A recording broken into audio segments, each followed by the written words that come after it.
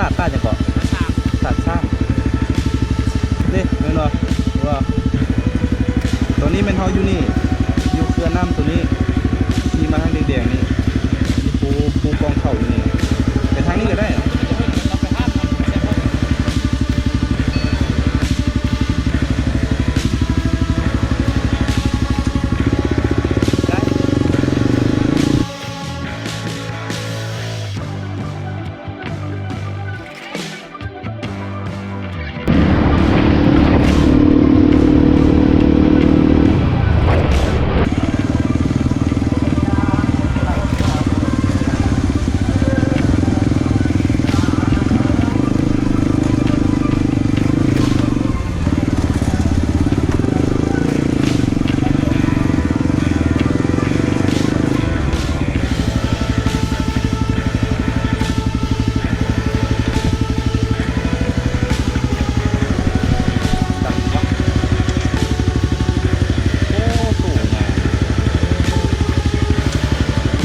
ลืมไปห้านแปลงรถแล้วก็แล้วสูตรงานเลยจิโบขาดด้วยดีกว่าฮะได้เลยคอยเขียวโบขาดด้วยอันขาดเราช่วยเลยขึ้นได้อยู่ที่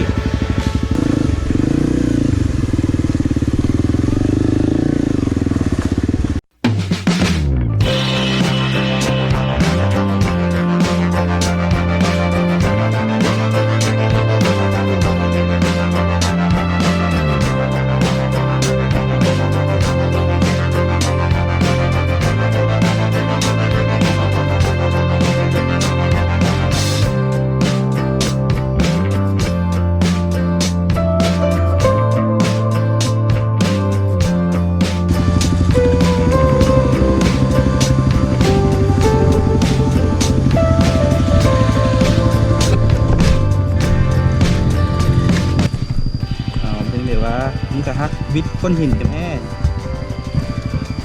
เพื่อโอ้เบรกเ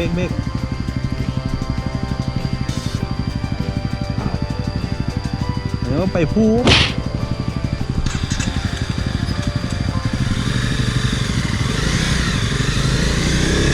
ทางเลย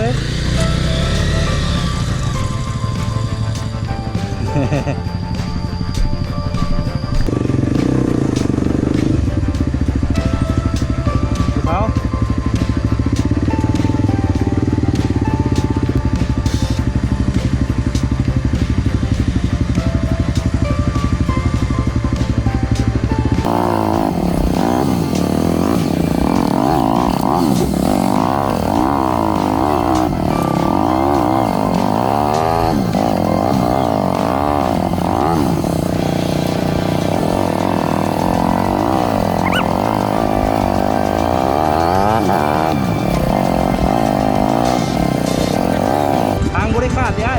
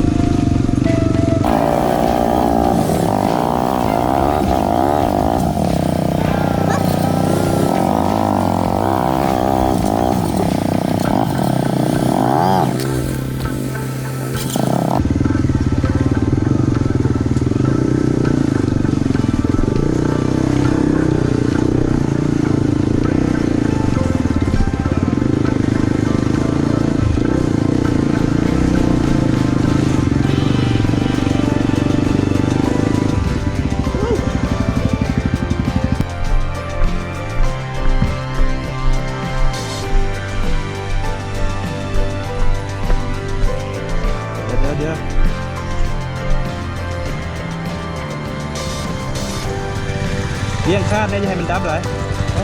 อันนี้เด้คือเด็กเลย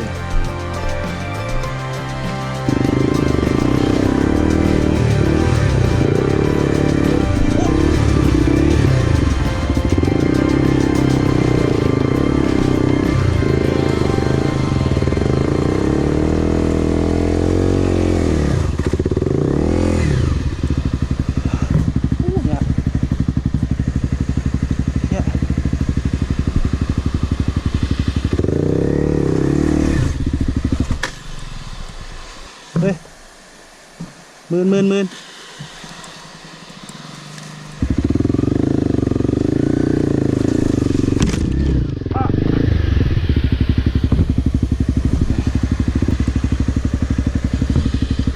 ี่ทางนี้น่าจะได้อยู่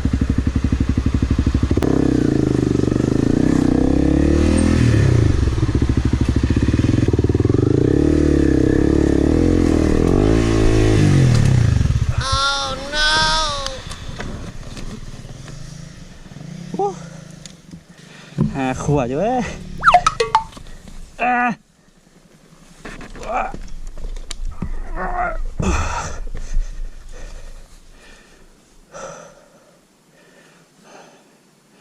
คือนักแท้ฮะขาบนถึงย่านล้ม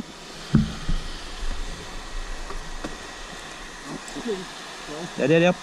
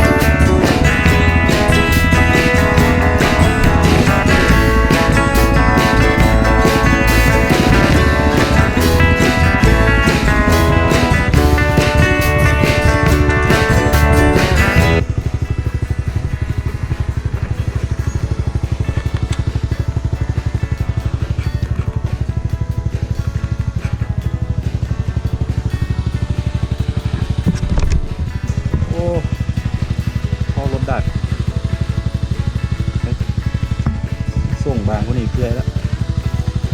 ไปทางนี้นะเนี่ยปลาแปลกไปทางนี้แล้วเป็นนะปูติบเข่าก็ไปปูติบเข่าปูกองเข่าเราจะไปแวะบนปลาแปลกนี่อ่ะปลาแปลกมันติดกับอ่างน้ำใหญ่ปูกองเข่าอีกหลายเติบเลย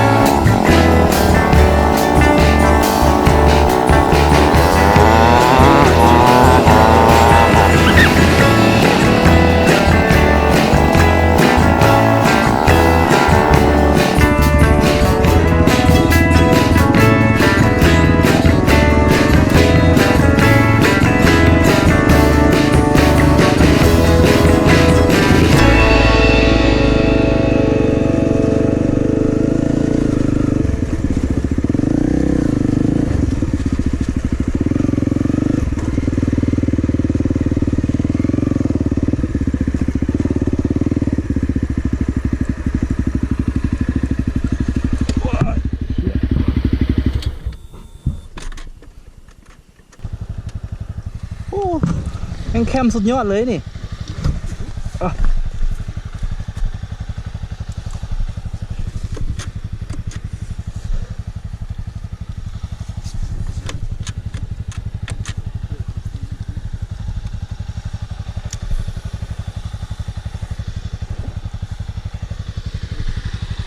แอะ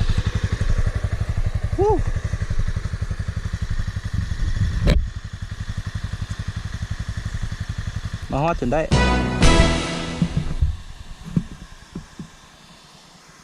โอ้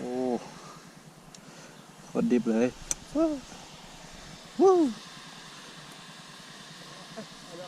กูว่าชิบอกซื้อเต้นมาอยู่นะ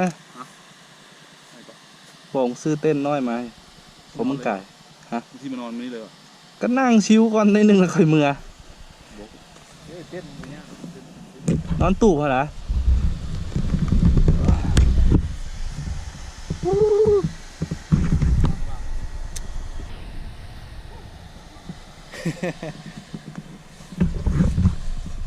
แถวนั้นมีคนอยู่อ่ะเออจังได๋ถ้ามีบริการขี่เรือนี่สุดยอดเลย